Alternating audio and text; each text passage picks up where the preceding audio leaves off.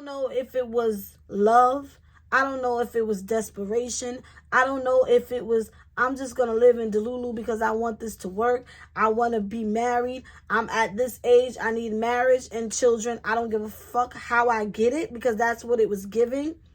At the end of the day, she ended up paying a price. Get your money, sis, fuck a hater. Get your money, sis, get your weight up. Making money move, I ain't mad at you. Yeah, it's all about the cream and getting money, sis. Get your money, sis, fuck a hater.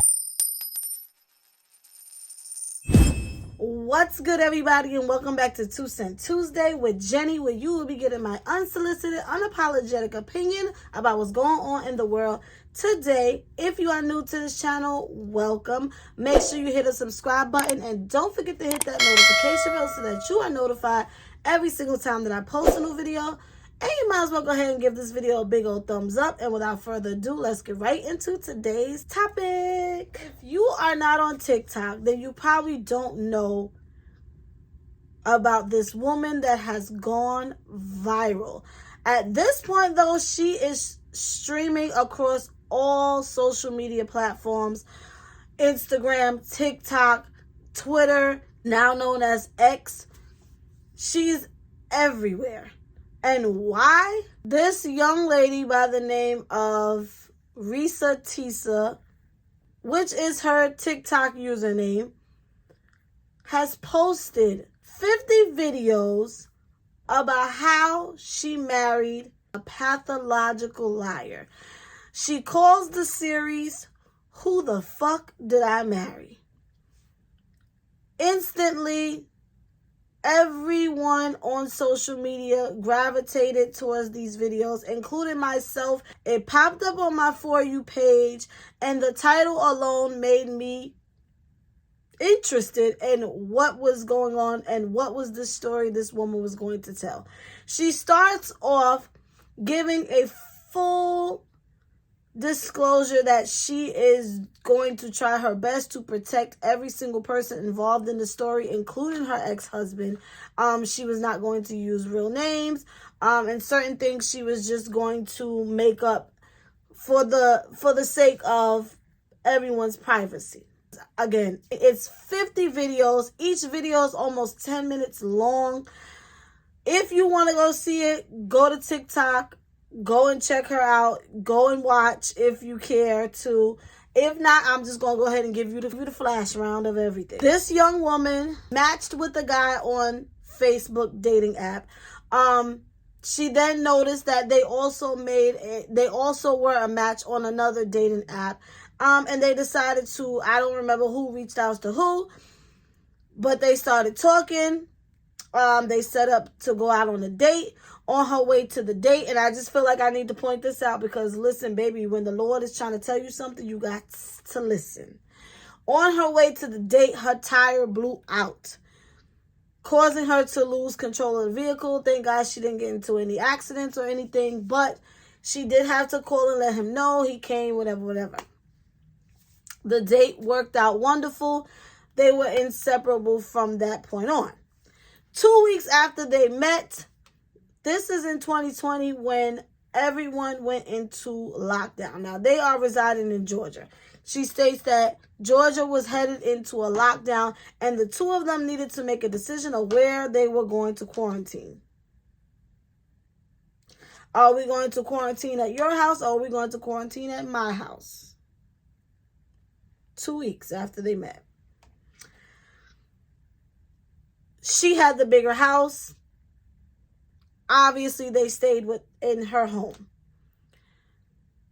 Their relationship quickly blossomed into months later. After him living with her, she was pregnant. Unfortunate circumstances, she miscarried. She said this man was a pathological liar.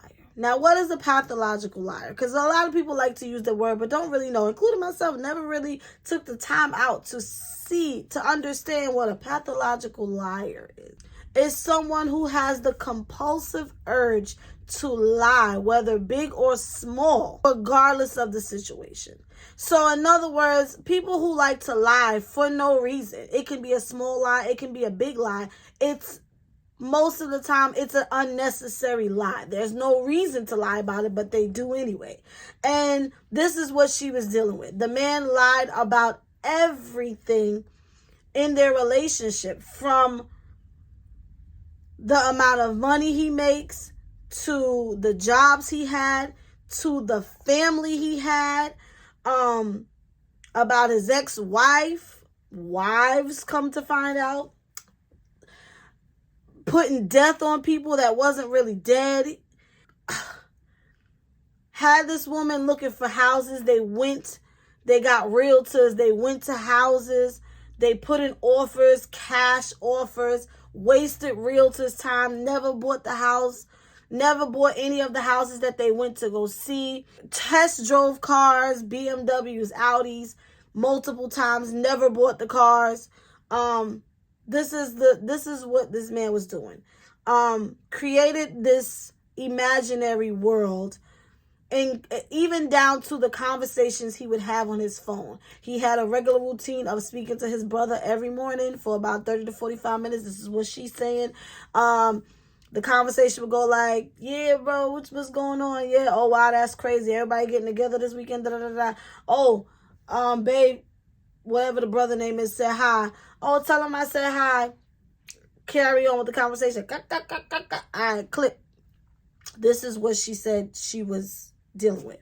Eventually they got engaged, got married. She never met any of his family, not even the children that he claimed to have. Only his aunt is somebody that she actually physically met and spoken to. Never spoke to anybody. Still married this man. Y'all bear with me because it's a lot. After being married for about a year, for whatever reason, the light bulb went off and she decided to start doing some digging, because who the fuck did I marry? That's her running theme. Who the fuck did I marry? Because nothing this man says adds up. He's constantly lying about things. He's constantly making up these scenarios, and he even told her that her ex-man popped up at the house, and come to find out, like, it was just madness. Some way, somehow, she paid for a background check. That's when she started to find out he was lying about where he went to school, and again, go watch the TikTok if you want the full depth of everything. She eventually paid for background information on his ex-wife, which she then came in contact with the ex-wife's phone number. Who she called? Who wouldn't at this point? Because I ain't got nothing to lose. Ex-wife actually speaks to her and tells her a whole bunch of things. She ends up actually finding his real family members, ex-wives, ex-girlfriends, all these different people that she's finally speaking to on the phone, and they're all telling her, we do not speak to this man. I don't know who he's on the phone talking to, but it's not us. We don't fuck with him. He owes me money. I want to kick his ass when I see him. He's a pathological liar. He's been doing this shit since he was a kid, making up imaginary friends. Clearly, there's a mental illness issue going on. Sum it all up, she kicked his ass out, got a divorce. It wasn't quite over after divorce, but as of this moment, she hasn't heard from him, seen him, nothing. But now that she has put the story out there, social media, of course, they are going to do what they do, and that is find this man. She tried everything to be discreet and not expose and not say names, but one thing about TikTok, baby, they gonna find you every time. And they did. They found him to the point where he has now made a statement stating that everything she is saying is a lie, and that they really broke up because she cheated on him with someone named Brad. Now, the issue with social media right now, everyone is bashing him, everyone is bashing her, and everyone is bashing the young lady who exposed him. Because why? When this woman went out her way to keep it discreet, why would you now go and expose him? Is he a living nightmare that needs to be exposed? Is she a victim? Or is she someone that was so desperate and naive that she believed all of these lies that were right in her face and ignored every red flag? Is the young lady who exposed him wrong for doing what people do on social media, and that's dig for dirt. Let me know what y'all think in the comments about this situation, and I'm going to go ahead and drop my 2 cents in on it, because it's a lot to unpack here. I'm already 13 minutes into this video, and I was just giving the backstory. But this is how much went on. And I'm not going to lie, my opinion may not make too many people happy. I'm not here to victim shame her, but we got to call it for what it is. Immediately what made me watch the video is the title, and the way she can articulate a story. It grabbed my attention. So I'm like, well, damn, who the fuck did she marry? What happened, sis? Let us know. Because as a single woman, I always look at stuff like this. I watch these shows because I need to know the signs. You know, a lot of times we ignore so many things. So I wanted to see where this story was headed. My personal opinion, I feel like we are in 2024, and we are all well aware of how social media works, in particular TikTok. If you put a story like this out there, I don't care how you try to be discreet. I don't care how many fake names you come up with. One thing that audience is going to do is find someone. And I feel like she had to have known that he would be exposed. There was no way you were going to tell this story and someone not figure out who exactly you were talking about, because you are viral. I mean, millions of views at this point. Friends, family, family of family, friends of friends, friends of like everyone is seeing it. So some way, somehow that man was going to get exposed. And I feel like she had to be a little bit aware that that was going to happen. Why did she share this story? Do I think she told the story to expose him? No, not necessarily, because she could have just showed his picture and say, hey, watch out for this guy if you're in the Georgia area. But I do feel like it was therapeutic for her to share a story. It was clout for her, because God knows she's gone viral. She's gonna get a bag in hell. She might even get a movie deal after this shit. Because let's be clear. Like, we put certain things on social media for a reason. You understand? So, do I think it was a clout move for her? Of course. Was it a release for her? Of course, possibly. Do I think it was malicious intent behind it? No, I do think that she probably was trying to raise awareness and say, listen, don't be me. Don't be this dumb. If your man is X, Y, and Z, or your woman is moving like this, get the hell out before it gets too bad, you know? So I do think that her intentions were to raise awareness. But she is no victim. I feel terrible that she went through this ordeal, but I don't know how responsible it is to move someone into your home after knowing them for 2 weeks. You may not even know where I live still after 2 weeks. So to me, I get it. 2020 was a very delulu time. We were all afraid, worried, confused. It was a very hard time. And a lot of people did not want to spend those days alone. But baby, you had family, you had cousins. You could have went with anybody and not moving in a stranger. I do feel like age played a part. I know a lot of people saying her looks played a part. It's possible, you know, the stigma of bigger women, you know, not being able to get a man. So when you get one, you feel like you got to hold on to him. I get it. I also understand the age factor. You know, your biological clock is ticking and you want this thing to work so bad, and he's checking off all the boxes that you are continuously ignoring those red flags. Because I've been there. I've been there. And the consequence is so great when you ignore those red flags that it's like you gotta be smarter than this. You know, you can't lead with your heart sometimes. You gotta be smart and say, you know what? Something about that ain't right. If I have to constantly question everything about you, this is not gonna work for me. I do believe that man is suffering from some type of mental illness, just based on things his family said, some of the stories she told. I mean, honestly, to sit on the phone every day for 30 something minutes talking to either yourself or pretending to talk to someone that you're really not talking to is someone who is definitely going through something mentally. Something is not right in the head.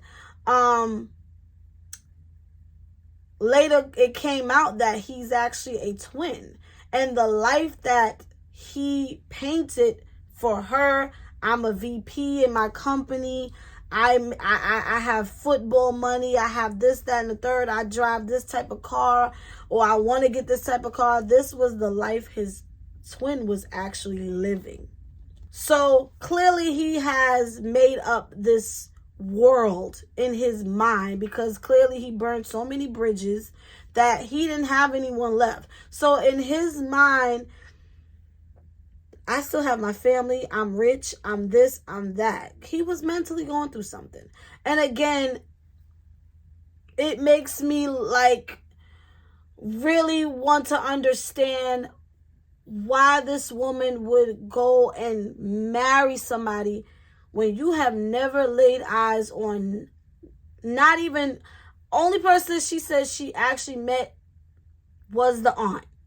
And come to find out that was not biologically his aunt, it was his mother's best friend. Both his parents are deceased. To marry someone and you have never laid eyes on not one single person that he is allegedly talking to every day, to marry someone and never even have met his children, to marry someone and literally really know nothing about him outside of what he is just telling you, and you again, before they got married, this man was already moving crazy. They were going to open houses. He was putting up offers. He showed her a bank statement that he was approved for a significant amount of money to buy a house. All of these things were not, these flags were not red enough for her to say, you know what, I think I need to put this nigga out my crib. You know, I think it's time you go back to your shit, because this is not, something's not adding up. Now, I don't know if it was love. I don't know if it was desperation. I don't know if it was, I'm just going to live in Delulu because I want this to work. I want to be married. I'm at this age. I need marriage and children. I don't give a fuck how I get it, because that's what it was giving. At the end of the day, she ended up paying a price for it. It's unfortunate. The whole situation is just sad. Because, again, it sounds like he is mentally unstable and seems like he needs help. And I feel like I do feel extremely sad that she went through this. Extremely sad, because no one should go through that. No woman, no man, no one should go through what this woman went through if half of what she's saying is true. But at the same time, she did say, I know I was stupid for this. I know it makes me look bad. I know this makes me look bad. She does take accountability for ignoring a lot of the red flags. So this is why I said I don't think the video was to so much bash him. But again, we have to understand the climate that we're living in. You know they're going to find him. You know they're going to bash him. You know they're going to bash you. You know, everybody's Everybody's not going to believe your story. They're going to try to poke holes in it. And at the end of the day, the reality is there's always three sides to every story. It's her POV, his POV, and the actual truth. So the whole situation has blown my mind. I can't believe 2 days I sat there watching these videos. 2 days watching 50 videos on TikTok trying to get to the bottom of this. And I just don't understand why she didn't investigate sooner. I'm not blaming her, but at the same time, I'm blaming her. You're a big girl. You're a grown woman. You had to have known that these things this man was doing was not normal. You had to be somewhat aware, like, something is not right. Don't marry this man. I'm going to end it with this. Never ignore the red flags. That's number one. I'll tell you that in any video. I've said it. And listen, don't get it fucked up. I've done it. I've ignored red flags. See, but the difference between hers and mine was always telling the truth. Too much of the truth sometimes. But my Delulu was like, oh, at least he's being honest with me. And, you know, somehow thinking shit would be different for my situation, though. Oh, he would never. Oh, yeah. When I started to see the exact behavior that he warned me about, that's when it was like, oh, I gotta go. But it still leaves, it still gives me anxiety to this day, that I even allowed it to go as far as it did. Do not ignore red flags. And whether you are God-fearing or not, I don't care. I know I am. And trust and believe that man will show you every single time. He will show you this is not the one for you. And I can attest to that, because there was plenty of times where the Lord said, hello, it's in your face. And it's like, I'm going to just see for myself, God. Let me, I got this.